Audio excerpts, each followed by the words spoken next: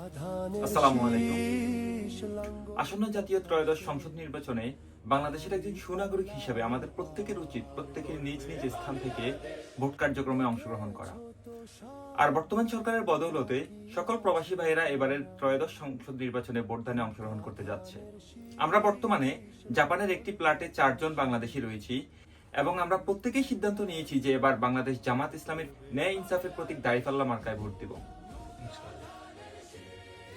তো আমি ছাড়া আমার পাশে যারা রয়েছে বা অন্য একজন ভাই অলরেডি তিনি ভোট দিয়ে চলে গেছেন, তারা কেউই ইতিপূর্বে বাংলাদেশ জামাত ইসলামী কিংবা ইসলামী ছাত্র শিবিরের সাথে কোনোদিনই সম্পৃক্ততা ছিল না। তারপরেও এবার তারা সিদ্ধান্ত নিয়েছে ন্যায় ইনসাফের প্রতীক দাঁড়িপাল্লায় ভোট দিবে। তো আমরা ওনাদের কাছ থেকে জানতে চাইবো ওনারা আসলে কেন দাঁড়িপাল্লা মার্কায় ভোট দিতে চাচ্ছে।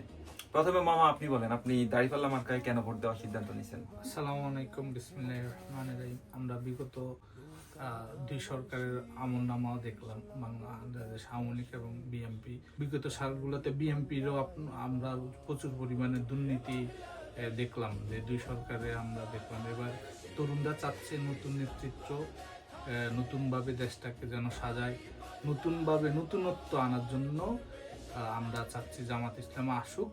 ইনশাল্লাহ জামাতের যে রেকর্ড সেই হিসাবে আগে জোট সরকারের থাকাকালীন সময় যে মন্ত্রিত্ব ছিল সেগুলোতে দুর্নীতির পরিমাণ 0 ছিল, এবং ছাত্র শিবির থেকে যে নেতৃত্ব আসছে, যারা এবার নির্বাচন করবে তাদের অতীত ইতিহাস এবং তাদের যে পড়াশোনা, বিগত সময় যে সাংগঠনিক কার্যক্রম, সেগুলো বিবেচনা করে তরুণরা এবার জামাত ইসলামকে ভোট দিবে এবং নতুন নেতৃত্ব আসবে, দুর্নীতিমুক্ত বাংলাদেশ গড়বে ইনশাআল্লাহ। ইনশাআল্লাহ।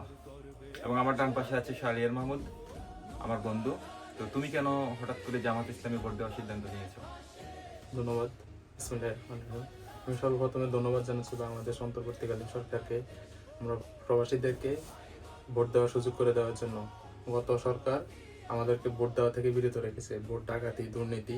আমরা গত 17 বছর ধরে আওয়ামী লীগকে দেখেছি দুর্নীতিগ্রস্ত, দুর্নীতিবাজ। এরই প্রতিচ্ছবি হচ্ছে বিএনপি। গত 5ই আগস্টের পর থেকে বিএনপি যা যা করছে সবগুলো আওয়ামী লীগের প্রতিচ্ছবি। তো এই কারণেই আমি মনে করি আমার এলাকা এবং দেশবাসীর জন্য সবচেয়ে ভালো সিদ্ধান্ত হচ্ছে দাঁড়িপাল্লা।